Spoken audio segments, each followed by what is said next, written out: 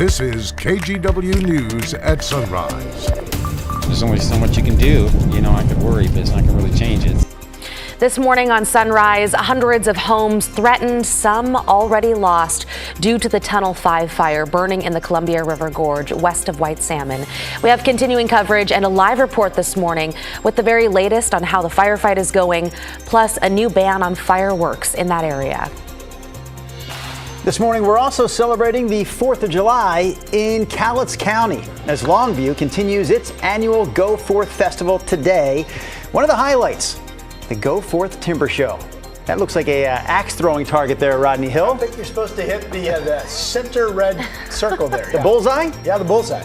We got wood chopping, we've got log sawing, and yes, a little axe throwing with a live preview of the Timber Show throughout the morning here on Sunrise. Oh, looks like so much fun. Okay, we also want to know what you're up to today. Are you going to a fireworks show, maybe having a cookout, or is it just another day at work? Kind of like us. Either way, we want to hear from you. All you got to do, comment on our KGW Facebook page, and we'll take a look at your answers in the next 10 minutes or so. You know, I know there are a lot of holidays that some people work, but I feel like the 4th of July is one that most people try to take off. I would agree. Yeah. And then there's us. Yeah, we're here. Brenda Braxton played it right. She is off today, but Christine is obviously here, and Rod Hill is talking about our 4th of July forecast. And I mean, it's going to be dry. A lot of small town parades. There could be some big town parades out there as well. But it's fantastic. Okay, today is the day the heat advisory starts. It's in play for today and tomorrow. We're looking at least mid-90s up and down I-5 to some spots eventually getting up closer to 100. The best chance for a 100-degree temperature would be tomorrow. But in orange, not including the coast, not including Cowlitz County, is a heat advisory. And then in red, which includes up and down much of the I-5 corridor, including Longview and Kelso, a red flag warning now posted for high fire danger. Little bit of a haze, cloud / smoke out there this morning. 65 is the early number. We'll be 82 at noon. Yesterday, by the way, we did make it to 90. Today, I've got us still at 97, which would tie the record for July 4th. Back to you. All right, we'll have more from Rod coming up here shortly, but we want to get back to our top story right here. It's the Tunnel 5 fire that continues to burn in Skamania County.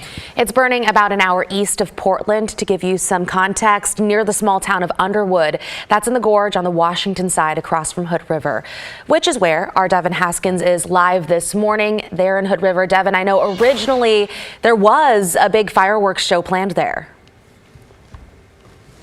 Yeah, across the river in White Salmon, but they've canceled that show. And Hood River, Cascade Locks, and White Salmon all canceling the personal use of fireworks this year because of that high fire danger and the Tunnel 5 fire that you can see burning across the Columbia River there near the small town of Underwood right now.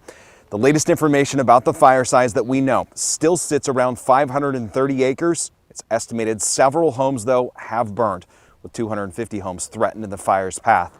Heavy brush and timber combined with a very steep terrain are added challenges for fire crews.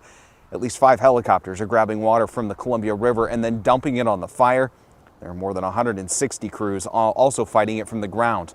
Washington state fire officials upgrading their response yesterday evening to bring in even more crews.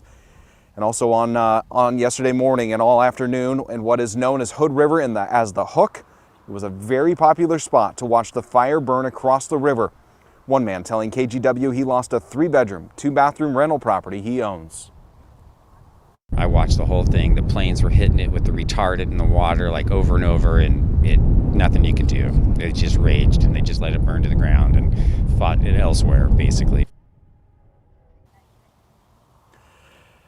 And later this morning, we should get a better idea of the fire size and if they have a number on the amount of homes that were lost and how many more fire crews are coming in. SR 14 across the river, again on the Washington side, is closed down for a 10-mile stretch. The fire evacuation zones and levels remain the same.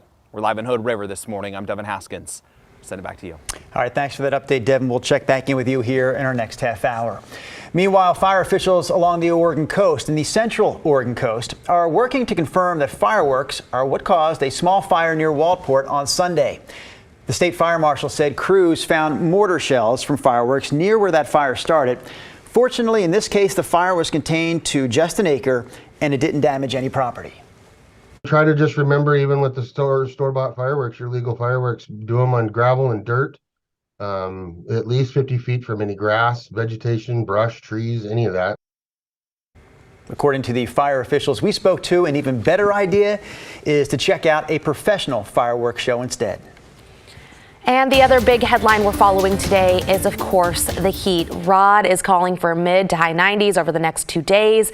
In response, Clackamas County is opening a cooling center from 1 to 9 o'clock today at Zor Lutheran Church on Southwest 3rd Avenue in Canby. Dinner will be served around 5 o'clock. Dogs are welcome on a leash, so are smaller animals, so long as they're in carriers. Right now, the county doesn't have any plans to open overnight shelters. Check the Clackamas County website there on your screen for daytime shelter information and for updates on overnight shelters. Multnomah County, though, still is not planning to open up any cooling centers at this point this week.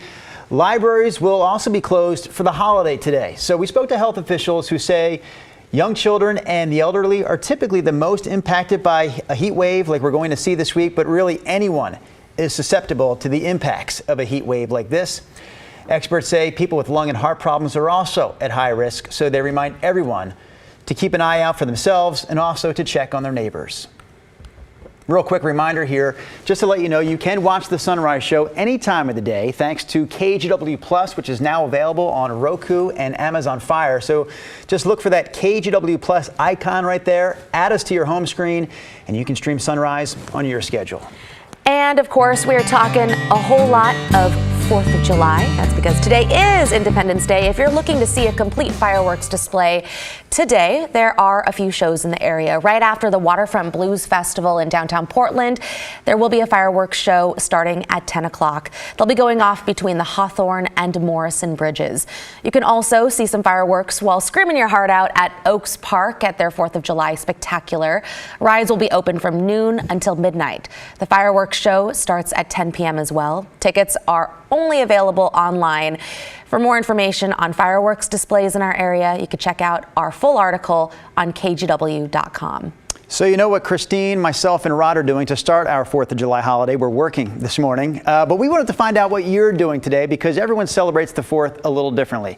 We asked on our Facebook page, pretty simple question. What are your plans? We heard from a lot of people, starting with Kelly, who says she usually works the day before and the day after. So she says today we plan to stay home, maybe barbecue, and simply relax. Next up, we have Joe Harrington. Not that Joey Harrington. This Joe Harrington says, simply hanging out in the yard with my family and our sweet dog. We could have used a picture of that sweet dog. A picture like that. There you go. Sean Spence did bring a picture of their dog saying, I'm going to comfort my dog today. Yeah, dogs, a lot of times the 4th of July can be the worst day of the year, right? So good luck, Sean, comforting your sweet dog right there. More animals. Oh. There it is. Oh, it went away on my screen, but I see it's still on yours. So a couple of more photos here. J-Hop commented going to Washington for fireworks, barbecuing with the family, and their dog, who they say is actually used to fireworks at this point. And we're going to wrap it up with Mr. Brandon Bachman, who says, here's my day. Enjoy the beautiful weather first. Stay cool with some central air later. Have some barbecue ribs, some baked beans, some macaroni salad, and wrap up the night by watching the fireworks. I'm already hungry. Yeah. Dang. That's a good day right there, Brandon Bachman. That is a good day. So he's kind of counting on that good weather, Rod, to kind of carry him through the day. Definitely going to be warm. Sunny to hazy. Again, the air mass supports today and tomorrow at least 95 to as warm as 100 degrees. So we'll see where we end up. Again, we're hitting the heat advisory hard. Today's the day it's in effect, and tomorrow. Again, not the coast, not Cowlitz County, where it will be in low 90s, we think. The red flag warning, high fire danger up and down. And a real quick comment, because I don't want our message to be confusing. You know, getting back to the Tunnel 5 fire, yesterday the Northwest Coordination Center put out a report. Their number was 10 homes destroyed. Now they no longer are giving a specific number, and so I don't know if somebody overcounted. I don't know what's going on there, but we're using the term this morning, several homes destroyed. Just kind of FYI, the information that we get seems to be changing somewhat.